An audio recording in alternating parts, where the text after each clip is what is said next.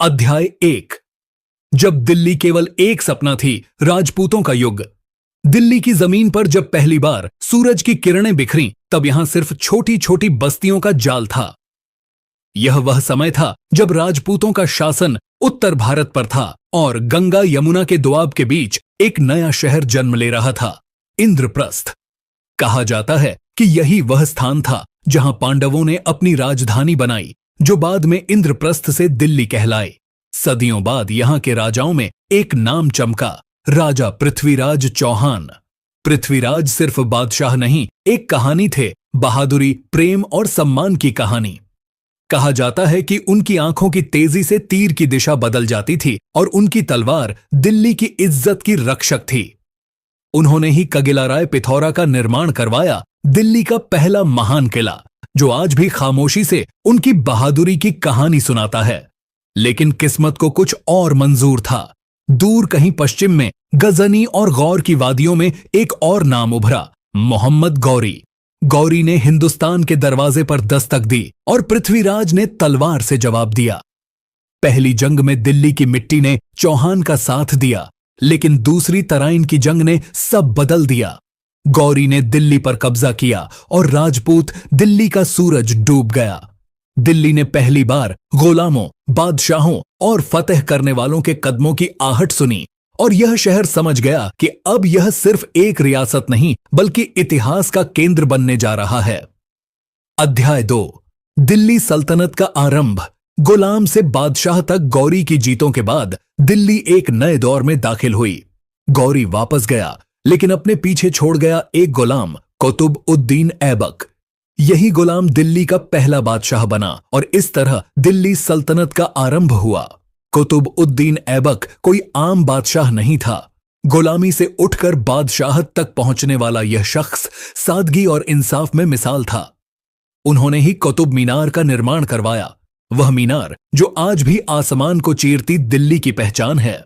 यह सिर्फ पत्थरों का मीनार नहीं, एक ऐलान था। यह शहर अब सल्तनतों का दिल है। ऐबक के बाद आए शम्स उद्दीन इल्तुतमिश, जिन्होंने दिल्ली को सल्तनत का मजबूत केंद्र बनाया। उन्होंने न्याय स्थापित किया, व्यवस्था मजबूत की और दिल्ली को ज्ञान व कला का पालना बनाया। फिर आई एक हैरान कर देने वाली बात, दिल्ली की पहली महिला शासक रजिया सुल्ताना, एक औरत तख्त पर। उपमहाद्वीप के इतिहास ने पहली बार ऐसा नजारा देखा। रजिया बहादुर थीं, बुद्धिमान थीं, मगर वक्त के पुरुषों ने उनके खिलाफ साजिशें की। रजिया का अंत दुखद हुआ, मगर दिल्ली ने पहली बार औरत की ताकत देखी। दिल्ली की फसीलों के अंदर अब एक नया यकीन जाग चुका था कि जो इस शहर पर हुकूमत करेगा, वह हिंदुस्तान के दिल पर राज करेगा। अध्याय 3। खिलजियों का दौर, दौलत, जुल्म और जीतें। 13वीं सदी के आखिर में दिल्ली एक नया नाम सुनने लगी, अलाउद्दीन खिलजी। यह वह बादशाह था जिसने दिल्ली को दौलत से भर दिया, मगर जनता से सख्ती बरती। खिलजी की सल्तनत में बाजारों पर सख्त नियंत्रण था, महंगाई पर पाबंदी और हर चीज का हिसाब किताब। लेकिन उसके दिल में सिर्फ एक जुनून था, ताकत। उसने दक्षिण की तरफ फतेह का सिलसिला शुरू किया। गुजरात, मालवा, दक्कन, रणथंभौर सब उसके कदमों तले आ गए। खिलजी के खजाने सोने से भर गए, मगर दिल्ली के लोग उसके जुल्म से कांपने लगे। कहा जाता है कि उसके जासूस हर गली, हर दुकान, हर महफिल में मौजूद होते थे। उसके दरबार में वफादारी के सिवा कोई चीज नहीं चलती थी। फिर भी दिल्ली की इमारतें, उसके कगिले, उसकी गलियां सब तरक्की की तस्वीर बन गईं। यह वह वक्त था जब दिल्ली को दुनिया के अमीर शहरों में गिना जाने लगा। लेकिन ताकत का नशा हमेशा पतन लाता है। खिलजी के बाद दिल्ली फिर गृहयुद्ध, बगावत और कमजोर हुक्मरानों के रहम पर आ गई। दिल्ली ने सीखा, ताकत हमेशा रह नहीं सकती, मगर दिल्ली हमेशा रहती है। अध्याय 4। तुगलकों का दौर, सपनों का निर्माण, सपनों की बर्बादी। खिलजियों के बाद आए तुगलक, एक खानदान जो सपने देखता भी बड़ा था और टूटता भी बड़ा। गरियास उद्दीन तुगलक ने दिल्ली को फिर से मजबूत बनाया, किले बनवाए, न्याय बहाल किया। मगर जब उसका बेटा मोहम्मद बिन तुगलक आया, दिल्ली एक नई प्रयोगशाला बन गई। मोहम्मद बिन तुगलक बुद्धिमान था, मगर उसकी बुद्धिमानी में पागलपन शामिल था। उसने राजधानी दिल्ली से दौलताबाद स्थानांतरित करने का फैसला किया। हजारों लोग, औरतें, बच्चे, सिपाही सब अपने घरों से बेदखल हुए। रास्ते में सैकड़ों मर गए, हजारों बीमार हुए और दिल्ली वीरान हो गई। फिर एक दिन उसने फैसला वापस लिया, मगर तब तक दिल्ली का दिल टूट चुका था। वही मोहम्मद बिन तुगलक जिसने चांदी के सिक्के जारी किए, मगर नकली सिक्कों ने खजाने खाली कर दिए। यह वह बादशाह था जो अपने जमाने से आगे था, मगर दिल्ली के लोग उसकी अकद्र नहीं, उसकी गलतियां याद रखते हैं। तुगलक का सपना अधूरा रहा और दिल्ली एक बार फिर अपनी राख से उठने की कोशिश करने लगी। अध्याय 5, सैयद और लोदी। दिल्ली का डूबना। मुगलों की सुबह। तुगलकों के बाद दिल्ली कमजोर हाथों में चली गई। सैयद खानदान ने हुकूमत की, मगर उनके पास न ताकत थी न जनता का समर्थन। दिल्ली के दरबार में साजिशें बढ़ती गईं, बादशाह बदलते गए। फिर आया लोदी खानदान, पंजाब से उभरने वाला एक नया खून। बहलोल लोदी ने दिल्ली को अस्थाई सहारा दिया, मगर असली चमक सिकंदर लोदी के जमाने में आई। उसने नई बस्तियां बनवाईं, बाग लगवाए और दिल्ली को एक बार फिर जिंदा किया। मगर तख्त का अंत हमेशा एक ही होता है। 1526 ईस्वी में पानीपत के मैदान में इब्राहिम लोदी और जहीरुद्दीन बाबर आमने सामने हुए। इतिहास ने एक नया मोड़ लिया। इब्राहिम लोदी गिरा, बाबर जीता और दिल्ली के दरवाजे एक नई सल्तनत के लिए खुल गए, मुगल सल्तनत। अध्याय 6, बाबर का दिल्ली में आगमन। मुगल सल्तनत की सुबह। 1526 ईस्वी। पानीपत का मैदान।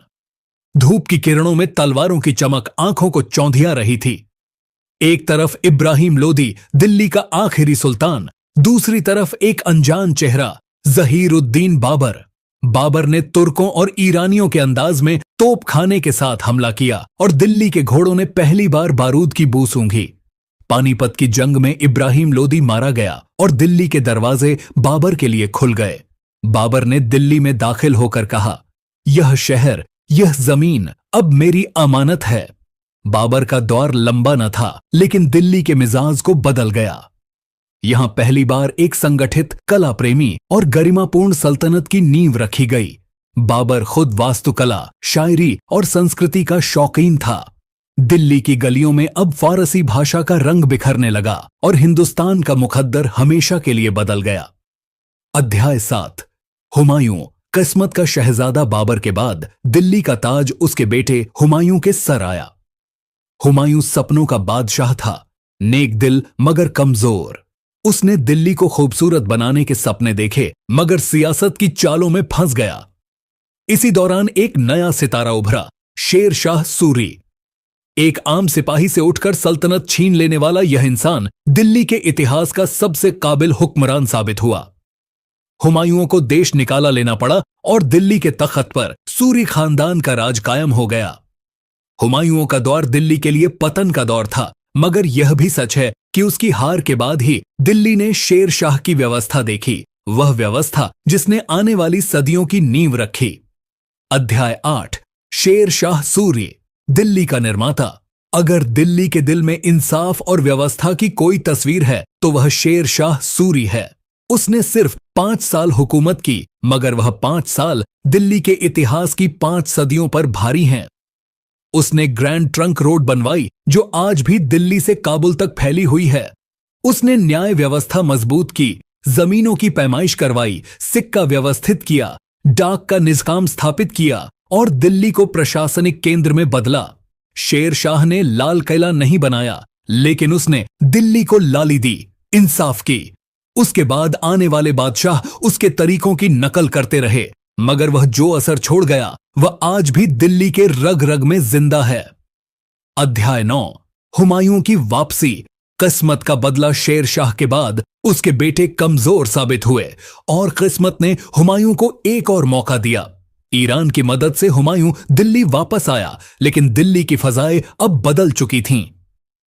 उसने एक बार फिर तख्त संभाला, मगर तकदीर ने उसे मौका न दिया।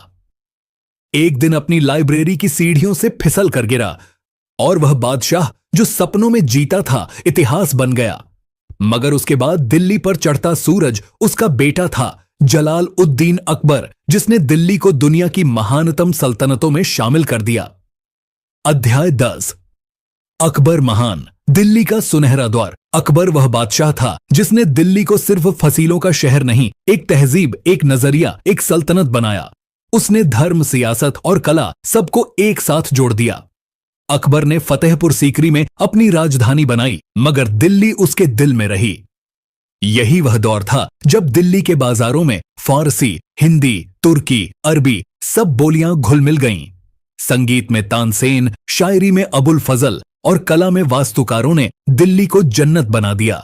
अकबर ने सिखों, हिंदुओं, मुसलमानों सबको एक कौम बनने का न्योता दिया। दिल्ली ने पहली बार अमन की सांस ली और दुनिया ने देखा कि एक बादशाह सिर्फ सल्तनत नहीं चलाता बल्कि रूहों को भी जोड़ता है।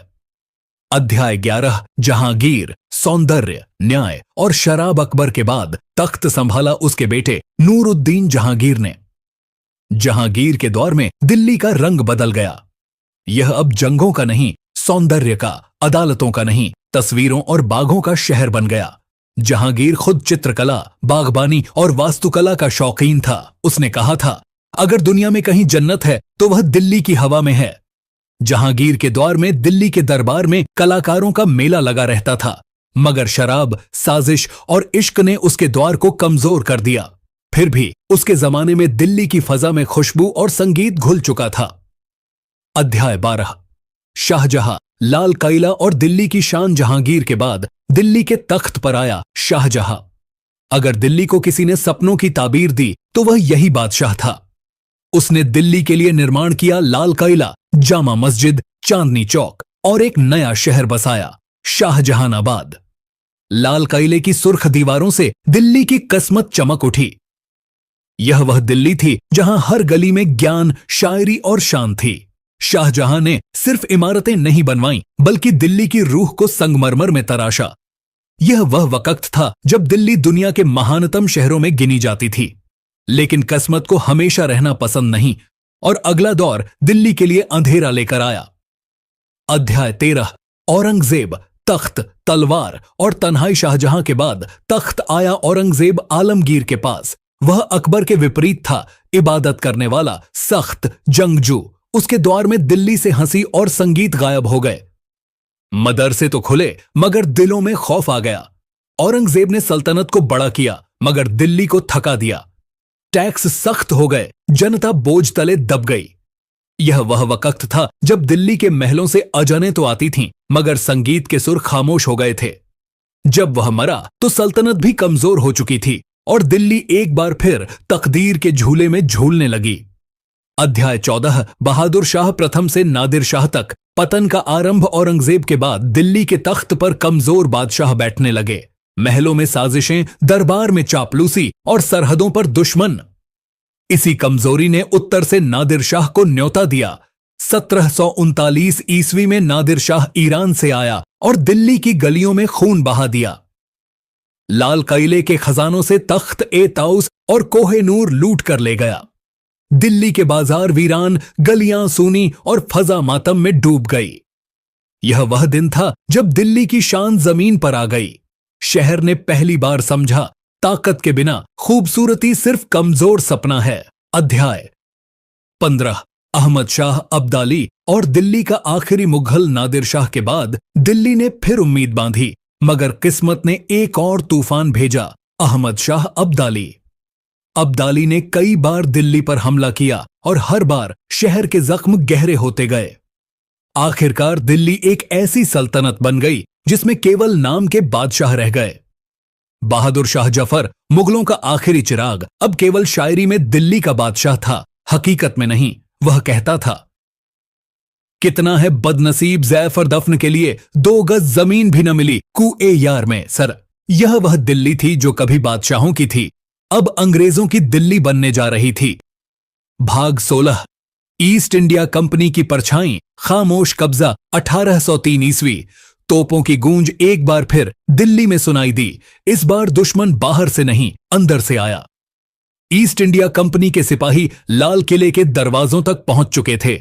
मुगल बादशाह बहादुर शाह द्वितीय अब सिर्फ नाम का बादशाह था। तख्त मौजूद था मगर सत्ता कंपनी के हाथ में जा चुकी थी। अंग्रेज दिल्ली में सभ्यता के नाम पर दाखिल हुए, मगर असल में उन्होंने आत्मा खरीद ली। बाजारों पर उनका हुक्म चलने लगा, अदालतों में उनकी जबान बोली जाने लगी और दिल्ली के सिपाहियों के सीनों में गुस्सा पलने लगा। यह वह खामोश दौर था जब गुलामी जंजीर नहीं, कानून बनकर आई। दिल्ली का तेज बुझने लगा, मगर अंगारे अभी बाकी थे। भाग 17 1857 दिल्ली का विद्रोह, मई 1857 ईस्वी। मेरठ के सिपाहियों ने बंदूकों पर चढ़ाए गए चर्बी वाले कारतूसों को देखकर बगावत की और उनकी निगाह एक ही दिशा में थी, दिल्ली। चंद दिनों में दिल्ली के दरवाजे टूटे और अंग्रेजों के खिलाफ विद्रोह का झंडा लाल किले पर लहरा दिया गया। बहादुर शाह जफर को एक बार फिर तख्त पर बिठाया गया, मगर यह बादशाह नहीं, एक प्रतीक था। दिल्ली की गलियों में अल्लाहू अकबर और बगावत जिंदाबाद की आवाजें गूंजने लगीं। शहर के उलेमा, कारीगर, सिपाही सब लड़े, लेकिन अंग्रेजों ने बेरहमी से सब कुछ रौंद डाला। लाल किले पर तोपों की बारिश हुई और दिल्ली एक खंडहर में बदल गई। यह बगावत नाकाम जरूर हुई, मगर दिल्ली ने इतिहास में अपना खून शामिल कर दिया। भाग 18 बहादुर शाह जफर, हार का शायर बादशाह। जब दिल्ली जल रही थी, बहादुर शाह जफर अपने छोटे से कमरे में बैठा शेर कह रहा था। उसने तलवार नहीं, कलम उठाया, कहा, न किसी की आंख का नूर हूं, न किसी के दिल का करार हूं। जो किसी के काम ना आ सके, मैं वह एक मुश्त एक गुबार हूं। मैं किसी की आंख का नूर नहीं हूं, न किसी के दिल का आराम। मैं धूल की वह मुट्ठी हूं जो किसी के काम ना आ सकी। अंग्रेजों ने उसे गिरफ्तार किया, अदालत में पेश किया और रंगून निर्वासित कर दिया। वहां वह अकेला मरा, दिल्ली की मिट्टी के बिना। दिल्ली ने अपने आखिरी मुगल को खो दिया और गुलामी का जमाना शुरू हुआ। भाग 19 दिल्ली की वीरानी, जख्म और खामोशी। 1857 ईस्वी के बाद दिल्ली कब्रिस्तान बन गई। गलियां सूनी, घरों में राख, लाल किला बंद, बाजार जल चुके। अंग्रेजों ने पूरा शहर खाली करवा दिया। जामा मस्जिद को फौजी कैंप बना दिया गया। चांदनी चौक में तोपें खड़ी की गईं। दिल्ली के हजारों उलेमा, सिपाही, व्यापारी सब मारे गए या जला दिए गए। यह वह वक्त था जब दिल्ली अपनी पहचान खो चुकी थी, लेकिन उसके मलबे में एक चिंगारी बाकी थी, जिंदा रहने की। भाग 20 दिल्ली फिर से आबाद होती है। वक्त गुजरा, जख्म भरने लगे।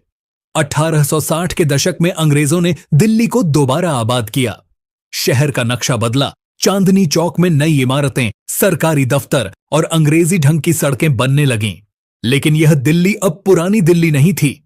यह औपनिवेशिक दिल्ली थी, जहां अंग्रेजी भाषा, पहनावा और संस्कृति प्रचलित हो चुकी थी। लाल किला अब बादशाहों का नहीं, गवर्नरों का केंद्र बन गया और दिल्ली के दिल में गुलामी बैठ चुकी थी। भाग 21 1877 का दिल्ली दरबार, महारानी विक्टोरिया का जश्न। अंग्रेजों ने दिल्ली में एक शानदार दरबार आयोजित किया। साल था 1877। महारानी विक्टोरिया को कैसर ए हिंद का खिताब दिया गया। चांदनी चौक से लाल किले तक सब कुछ सजा दिया गया और दिल्ली के वातावरण में वह आवाज गूंजी जिसने सदियों की बादशाहत दफन कर दी। God save the queen. यह वह लम्हा था जब दिल्ली ने मान लिया कि अब ताज लंदन में है। शाहजहां की दिल्ली, अकबर की दिल्ली अब अंग्रेजों की दिल्ली बन गई। भाग 22 नई दिल्ली का सपना, अंग्रेजों की राजधानी। 1911 ईस्वी अंग्रेजों ने फैसला किया कि कलकत्ता की बजाय दिल्ली उनकी राजधानी होगी। यह फैसला दिल्ली के लिए एक नया मोड़ था। सर एडविन लुटियंस और हर्बर्ट बेकर ने नई दिल्ली का नक्शा बनाया। चौड़े रास्ते, खुली इमारतें, गोल चक्कर और शानदार वायसराय हाउस, अब राष्ट्रपति भवन। यह शहर अंग्रेजों की शान दिखाने के लिए बनाया गया था। पुरानी दिल्ली अब गुजरे जमाने की याद बन चुकी थी। नई दिल्ली आधुनिकता की निशानी थी, मगर पुराने दिल्ली वालों के लिए यह बेगानगी, अलगाव थी। शहर दो हिस्सों में बंट गया, एक शक्तिशाली, दूसरा पिछड़ा। भाग 23 आजादी की लहर, दिल्ली में जागृति। 1920 के बाद दिल्ली का वातावरण बदलने लगा। गांधी, नेहरू, मौलाना आजाद सब दिल्ली आए। यही वह जमीन थी जहां स्वतंत्रता आंदोलन की सबसे ऊंची आवाजें गूंजीं। लाल किले के नीचे जनसभाएं, चांदनी चौक में जुलूस और जामा मस्जिद के मीनारों से इनकलाब जिंदाबाद की आवाजें। दिल्ली फिर प्रतिरोध का शहर बन गई। यह शहर गुलामी को मानने वाला नहीं था। यह वही दिल्ली थी जो सदियों से हर तूफान के बाद खड़ी हुई थी। भाग 24, 1947। दिल्ली आजाद मगर जख्मी। 14 अगस्त 1947। आजादी का सूरज उगा मगर दिल्ली के आसमान पर धुआं छाया हुआ था। विभाजन ने लाखों इंसानों को दरबदर कर दिया। शरणार्थियों के काफिले दिल्ली की सड़कों पर पहुंचे। लाल किले पर पंडित जवाहरलाल नेहरू ने तिरंगा फहराया मगर शहर के दिल में रोती हुई आवाजें थीं। पुराने महल खाली, नए कैंप आबाद। हजारों लोग लाहौर से आए, हजारों लाहौर गए। दिल्ली आजाद थी मगर जख्मी। भाग 25, नई दिल्ली। एक नए युग की शुरुआत। आजादी के बाद दिल्ली ने खुद को बदलने का फैसला किया। शरणार्थी बस्तियां आबाद हुईं, स्कूल, बाजार और सरकारी इमारतें निर्मित हुईं। 1950 ईस्वी में दिल्ली भारत गणराज्य की राजधानी घोषित हुई। लाल किले से हर साल झंडा फहराया जाने लगा और दिल्ली ने अपने जख्मों पर विकास का मरहम रखा। यह वह दिल्ली थी जो गुलामी, जंग, पतन सबसे गुजरकर एक राष्ट्र के सपने की निशानी बन चुकी थी। भाग 26, दिल्ली का नया चेहरा, राजधानी का पुनर्निर्माण। 1950 का दशक। आजादी के जख्म अभी ताजा थे मगर दिल्ली ने फैसला कर लिया था कि अब अतीत में नहीं जीना। लाल किले के साए में नया देश जन्म ले चुका था और दिल्ली उसका दिल बनने जा रही थी। गांधीनगर, करोल बाग, लक्ष्मी नगर, नई बस्तियां आबाद हुईं। शरणार्थियों ने तंबुओं में दुकानें लगाईं और उन्हीं तंबुओं से कारोबार के महल बने। संसद भवन, सुप्रीम कोर्ट और मंत्रालयों के दफ्तर नई दिल्ली के संगमरमर में चमकने लगे। यह वह दिल्ली थी जहां हर चेहरे पर बलिदान का अक्स था मगर हर दिल में उम्मीद भी थी। एक नया भारत उभर रहा था और दिल्ली उसका पहला गवाह थी। भाग 27, नेहरू का युग, सपनों का शहर।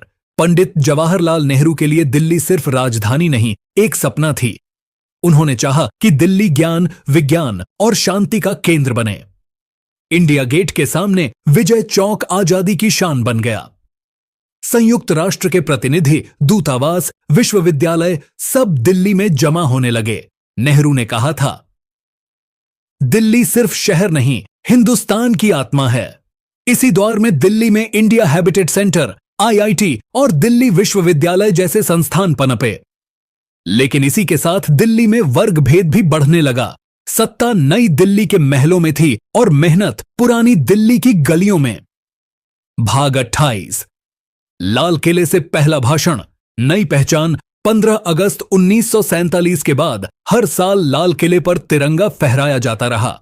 लाल किला जो कभी मुगलों की शक्ति का प्रतीक था, अब जनता की संप्रभुता, प्रभुसत्ता की निशानी बन चुका था। नेहरू की आवाज गूंजी, ट्रस्ट विद डेस्टिनी, नियति से भेंट, भाग्य के साथ किया गया करार। लाल किले के मीनार अब बादशाहों की नहीं, जनता की आवाज बन गए। दिल्ली के लोग अब जान चुके थे कि शक्ति अब बंद कमरों में नहीं बल्कि उनके हाथ में है। भाग 29, गांधी की दिल्ली, शांति और बलिदान का शहर। दिल्ली गांधी जी के आखिरी दिनों की खामोश गवाह बनी। 30 जनवरी 1948 बिरला हाउस के बाग में गोलियां चलीं। हे राम की आवाज गूंजी और एक युग खत्म हो गया। उस दिन दिल्ली के आसमान पर खामोशी छा गई। पूरा वातावरण शोकाकुल था। हजारों लोग गांधी के जनाजे के पीछे यमुना के किनारे तक गए। गांधी की राख के साथ दिल्ली के दिल में भी एक संकल्प दफन हुआ, अहिंसा, सादगी और नैतिकता का। भाग 30, पुरानी दिल्ली, वक्त में जमी एक तस्वीर। 1950 के दशक में जहां नई दिल्ली चमक रही थी, वहीं पुरानी दिल्ली अब भी लाल किला, जामा मस्जिद और चांदनी चौक के इर्द गिर्द सांस ले रही थी।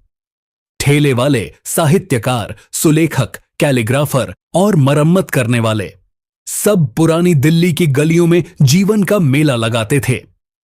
दिल्ली का असली मिजाज, चाय के होटल, मुशायरे, कव्वाली और दिल्ली वाले अंदाज ए गुफ्तगू, बातचीत का तरीका अब भी जिंदा था। यह वह दिल्ली थी जो मुगलों की संस्कृति को दिल में छिपाए बैठी थी और हर नई लहर के साथ खुद को ढाल लेती थी। भाग 31, इंदिरा गांधी, दिल्ली का फौलादी युग इंदिरा गांधी ने दिल्ली को सत्ता का असली चेहरा दिखाया। 1970 के दशक में दिल्ली शक्ति, साजिश और विकास का केंद्र बन गई। इंडिया गेट के नीचे अमर जवान ज्योति जलाई गई, बलिदान का प्रतीक। लेकिन 1975 में आपातकाल, इमरजेंसी का ऐलान हुआ और दिल्ली की गलियों में खौफ उतर आया। आजादी के बाद पहली बार लोगों को बोलने से रोका गया। अखबार बंद, सभाएं मना, लेकिन दिल्ली हमेशा की तरह खामोशी में भी बगावत पालती रही। यह शहर झुकता नहीं, बस क्षण भर के लिए सांस लेता है। भाग 32, इमरजेंसी के बाद दिल्ली का जागा हुआ जमीर। 1977 में इमरजेंसी खत्म हुई। दिल्ली के लोगों ने वोट के जरिए बदला लिया। इंदिरा गांधी को सत्ता से हटा दिया गया। यह दिल्ली की पहचान थी। यहां तख्त कभी स्थायी नहीं रहता। गली गली, चौक चौक में बहसें, नारे और लाल किले के आसपास युवाओं का समंदर। दिल्ली अब राजनीतिक चेतना का केंद्र बन चुकी थी। यह वह दिल्ली थी जहां आम आदमी भी इतिहास का किरदार बन गया।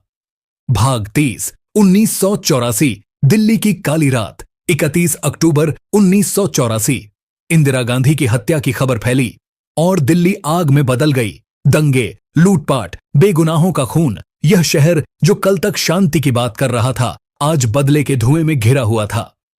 सिख समुदाय पर जुल्म ढाया गया, घरों को जला दिया गया। चांदनी चौक से तिलक नगर तक दिल्ली रो रही थी। यह वह दिल्ली थी जो अपनी इंसानियत खो चुकी थी, मगर कुछ ही वर्षों बाद वही दिल्ली अपनी राख से फिर उठी। भाग 34, दिल्ली का औद्योगिक जागृति। 1990 के दशक में दिल्ली ने विकास की दौड़ शुरू की। मेट्रोपॉलिटन दिल्ली अब व्यापार, उद्योग और बुनियादी ढांचे का गढ़ बन रही थी। ऑफिस कॉम्प्लेक्स, बाजार, शॉपिंग सेंटर, यह सब दिल्ली के नए चेहरे की पहचान बन गए।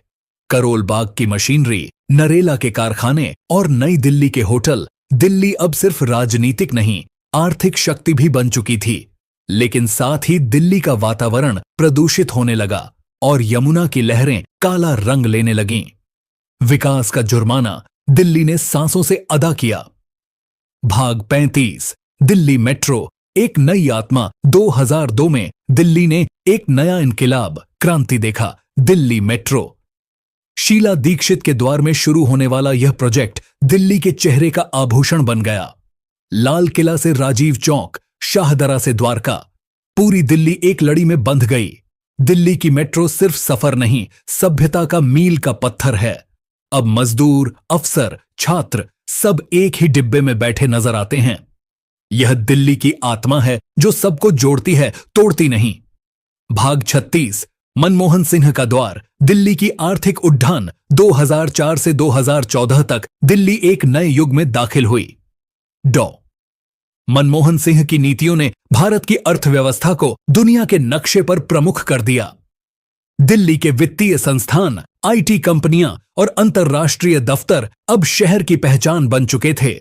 सीपी, कनॉट प्लेस में विदेशी ब्रांड्स के शोरूम खुले और दिल्ली के नौजवान सपनों के साथ दफ्तरों में जाने लगे।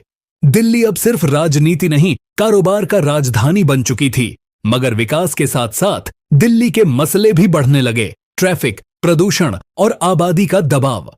यह वह दिल्ली थी जो आगे तो दौड़ रही थी, मगर सांस लेने के लिए रुकी नहीं। भाग 37, 2010 का कॉमनवेल्थ गेम्स, शान और साया। 2010 में दिल्ली ने दुनिया को दिखाया कि वह सिर्फ राजधानी नहीं, एक वैश्विक शहर है। कॉमनवेल्थ गेम्स के दौरान शहर को संवारा गया। मेट्रो लाइनें बढ़ीं, सड़कें रोशन हुईं और पूरा देश दिल्ली के स्टेडियमों की तरफ देखने लगा। लेकिन इस शान के पीछे भ्रष्टाचार के आरोपों का साया भी था। दिल्ली खूबसूरत तो हो गई, मगर व्यवस्था की दरारें खुलकर सामने आईं। फिर भी दिल्ली ने साबित किया कि वह चुनौती स्वीकार कर सकती है। दुनिया ने दिल्ली को आधुनिक, गतिशील और आत्मविश्वास से भरा देखा। भाग 38, निर्भया केस। दिल्ली का जमीर जाग उठा। दिसंबर 2012, दिल्ली की रात, चलती बस और एक ऐसा हादसा जिसने पूरे देश को हिला कर रख दिया। निर्भया केस दिल्ली की आत्मा पर लगा एक धब्बा था, लेकिन इसी धब्बे ने दिल्ली को बदल कर रख दिया। हजारों लोग जंतर मंत्र, इंडिया गेट और संसद मार्ग पर निकल आए। निर्भया के लिए न्याय का नारा दिल्ली की गलियों में गूंजा। यह वह लम्हा था जब दिल्ली सिर्फ राजधानी नहीं बल्कि मानव जमीर की आवाज बन गई। कानून बदले, मानसिकता पर सवाल उठे और दिल्ली ने एक नया सबक सीखा। सभ्यता स्त्री के सम्मान से शुरू होती है। भाग 39। आम आदमी पार्टी का उदय, दिल्ली का विद्रोह। 2013 में दिल्ली ने एक और क्रांति देखी। एक पूर्व सरकारी अधिकारी अरविंद केजरीवाल ने कहा, हम राजनीति नहीं सेवा करेंगे। दिल्ली के आम आदमी ने इस पर यकीन किया। झाड़ू निशान पर वोट पड़े और दिल्ली की राजनीति बदल गई। यह वह दिल्ली थी जिसने पहली बार महसूस किया कि सत्ता सिर्फ बड़े परिवारों की जागीर नहीं। आम आदमी अब विधानसभा में बोल रहा था, लेकिन राजनीति हमेशा दिल्ली में आसान नहीं रही। यह शहर हर विचार को आजमाता है और हर वादे को तौलता है। भाग 40। 2014 दिल्ली का केंद्र से नया रिश्ता। 2014 में नरेंद्र मोदी की सरकार आई। केंद्र दिल्ली से चला, मगर दिल्ली की शहरी सरकार के साथ संबंध पेचीदा बन गए। अधिकारों की खींचतान, प्रशासनिक टकराव और एक लगातार बहस, असली दिल्ली किसके हाथ में है। फिर भी विकास के प्रोजेक्ट रुके नहीं। नई मेट्रो लाइनें, अंडरपास और डिजिटल इंफ्रास्ट्रक्चर, सबने दिल्ली को आधुनिक दुनिया के बराबर खड़ा कर दिया। यह वह दिल्ली थी जो राजनीति के बीच भी विकास का रास्ता खुद निकालना जानती थी। भाग 41। प्रदूषण, दिल्ली की खामोश मौत। वक्त के साथ दिल्ली एक और दुश्मन के सामने आ गई, प्रदूषण। भूरा धुआं, मास्क पहने बच्चे और धुंध में छिपी इमारतें, यह नया दृश्य दिल्ली की पहचान बन गया। यमुना का पानी जहरीला, वातावरण में जहरीली गैसें और हर साल स्मॉग अलर्ट। लेकिन दिल्ली के लोगों ने हार नहीं मानी। पेड़ लगाने, पब्लिक ट्रांसपोर्ट बढ़ाने और हरित ऊर्जा, ग्रीन एनर्जी के प्रोजेक्टों से लड़ाई शुरू की। यह वह दिल्ली है जो सांस लेना नहीं भूली, चाहे वातावरण कितना ही भारी क्यों न हो। भाग 42। ऐतिहासिक दिल्ली की बहाली, पुरानी आत्मा की वापसी। 2018 से आगे दिल्ली ने अपने इतिहास को बचाने का फैसला किया। हुमायूं का मकबरा, कुतुब मीनार, सब्ज बुर्ज और पुराना किला, इनकी मरम्मत, रोशनी और संरक्षण के प्रोजेक्ट शुरू हुए। पुरानी दिल्ली में हेरिटेज वॉक, विरासत यात्रा और शाम के वक्त लाल किले का लाइट एंड साउंड शो, यह सब दिल्ली को दोबारा उसकी आत्मा से जोड़ने लगे। दिल्ली ने सीख लिया कि विकास का मतलब अतीत को मिटाना नहीं, सुरक्षित करना है।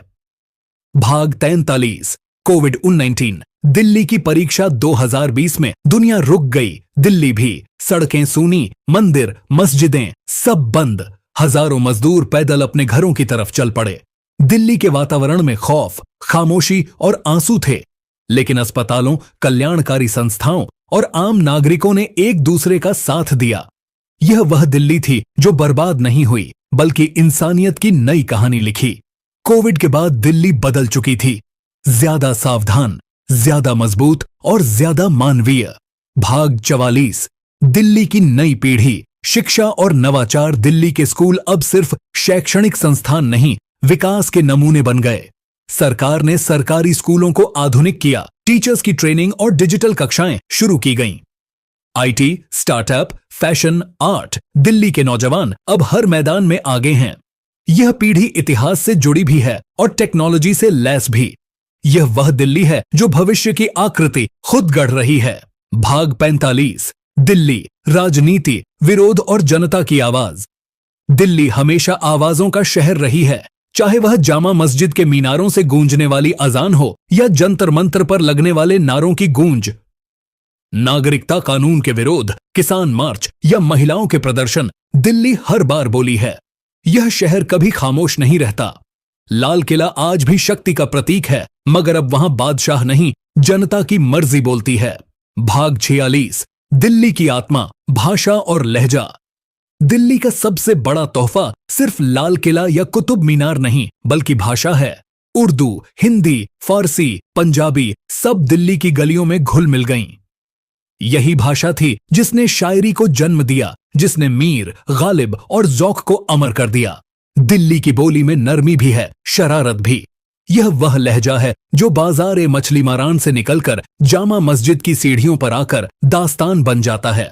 दिल्ली ने दुनिया को बताया कि सभ्यता सिर्फ लिबास में नहीं, शब्दों में भी छिपी होती है।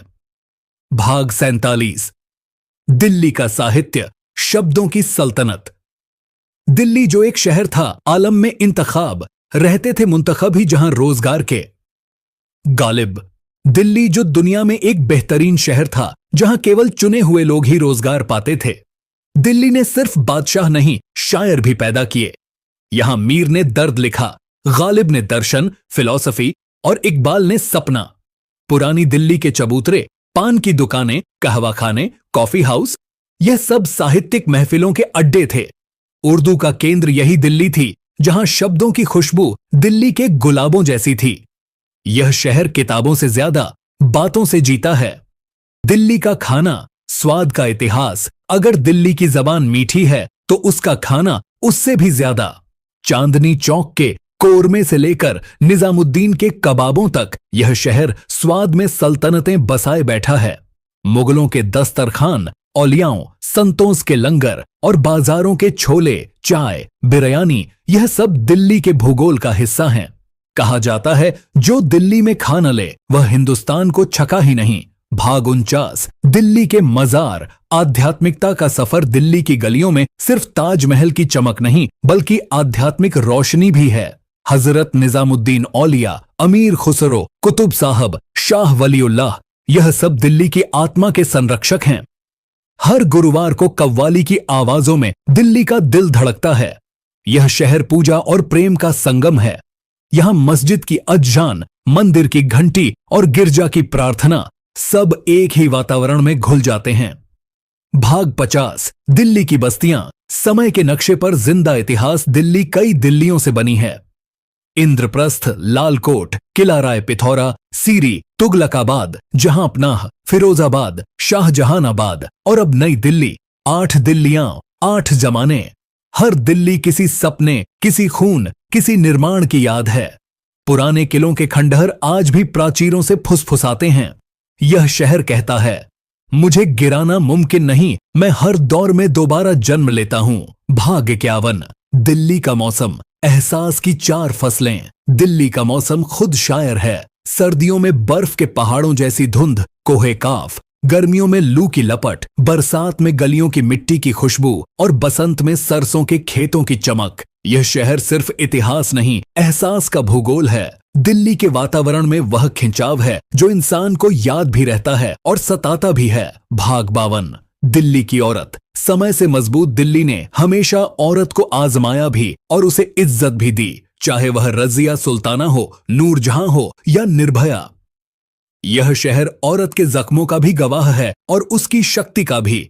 दिल्ली की औरत अब सिर्फ घर नहीं, शहर चलाती है। बस, मेट्रो, अदालत, विश्वविद्यालय, हर जगह उसकी उपस्थिति दिल्ली की नई पहचान है। दिल्ली की अर्थव्यवस्था। भीड़ में गति। दिल्ली की गलियों में हर सुबह लाखों लोग रोजी की तलाश में निकलते हैं। चाय वाले, रिक्शा चालक, इंजीनियर, नेता, सब एक ही शहर के बासिंदे हैं।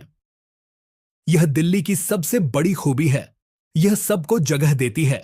यहां कोई परदेसी नहीं रहता, हर आने वाला दिल्ली वाला बन जाता है। भाग 54। दिल्ली का नौजवान। सपना और संघर्ष। दिल्ली के नौजवान सपने देखते हैं और उन सपनों के लिए लड़ते हैं। JNU, DU, IIT, यह सिर्फ संस्थान नहीं, विचारों के मैदान हैं। दिल्ली के छात्र सड़कों पर निकलते हैं, सवाल करते हैं, दलील देते हैं और बदलाव की बात करते हैं। यह दिल्ली की वह पीढ़ी है जो अतीत का सम्मान भी करती है और भविष्य लिखने की हिम्मत भी रखती है। भाग 55। दिल्ली की राजनीति। शक्ति और आख्यान। दिल्ली की सत्ता सिर्फ विधानसभा या संसद तक सीमित नहीं, यह शहर खुद एक राजनीति है। यहां हर चाय वाला विश्लेषक है, हर रिक्शा वाला समाज सुधारक। लाल किला से लेकर जंतर मंत्र तक सत्ता का खेल रोज खेला जाता है। यह वह दिल्ली है जो शक्ति को सम्मान नहीं देती, बल्कि उसे परखती है। भाग 56। दिल्ली की सड़कें। शोर में व्यवस्था। दिल्ली की सड़कें अजीब हैं। चांदनी चौक की भीड़, राजपथ की शान और प्रेम नगर की तंग गली सब एक ही नक्शे में जुड़ी हैं। ट्रक, मेट्रो, साइकिल, पैदल, यह सब दिल्ली की नब्ज हैं। हर शाम जब सूरज इंडिया गेट के पीछे छिपता है तो ये सड़कें कहती हैं, दिन गया मगर दिल्ली नहीं सोई। भाग 57। दिल्ली की रात। नियॉन लाइट्स और यादें। रात को दिल्ली एक नया रूप धारण करती है। कनॉट प्लेस के कैफे, नदी के किनारे चाय और पुरानी दिल्ली के किलों की खामोशी। यह शहर रात में थकता नहीं बल्कि खुद से बात करता है। हर रोशनी के पीछे एक कहानी है, हर साया किसी सपने का निशान। यह दिल्ली का समय नहीं बदलता, बस चेहरे बदलते हैं। भाग 58, दिल्ली और दुनिया। वैश्विक पहचान। आज दिल्ली सिर्फ भारत की राजधानी नहीं बल्कि एक वैश्विक केंद्र है। G20 सम्मेलन, अंतर्राष्ट्रीय मेलों, सांस्कृतिक उत्सवों, दुनिया दिल्ली में जमा होती है। दूतावासों का शहर, जहां हर भाषा, हर रंग, हर लिबास मिलता है। यह वह दिल्ली है जिसने अपने दरवाजे सबके लिए खोल दिए। एक ऐसा शहर जो भारत का चेहरा बन चुका है। भाग 59, दिल्ली का भविष्य। सांस, रोशनी, उम्मीद। दिल्ली का सबसे बड़ा चैलेंज अब प्रदूषण नहीं बल्कि संतुलन है, विकास और प्रकृति का। सौर ऊर्जा, इलेक्ट्रिक बसें और ग्रीन कॉरिडोर, यह सब दिल्ली के नए संकल्प की निशानियां हैं। यह शहर सीख चुका है कि अतीत की सुरक्षा और भविष्य का निर्माण साथ साथ संभव है। भाग 60, दिल्ली। कहानी खत्म नहीं होती। दिल्ली के बारे में कहा जाता है, जिसने दिल्ली को देखा उसने दुनिया देखी। यह शहर जितना पुराना लगता है उतना ही जिंदा है। यहां अतीत की ईंटों में भविष्य की नींव छिपी है। यह शहर जलता भी है, जीता भी है, टूटता भी है, मगर हर बार संवरता भी है। दिल्ली सिर्फ इतिहास नहीं, मानव संकल्प की व्याख्या है। यह वह शहर है जो खुद कहता है, मैं समय नहीं, मैं दास्तान हूं।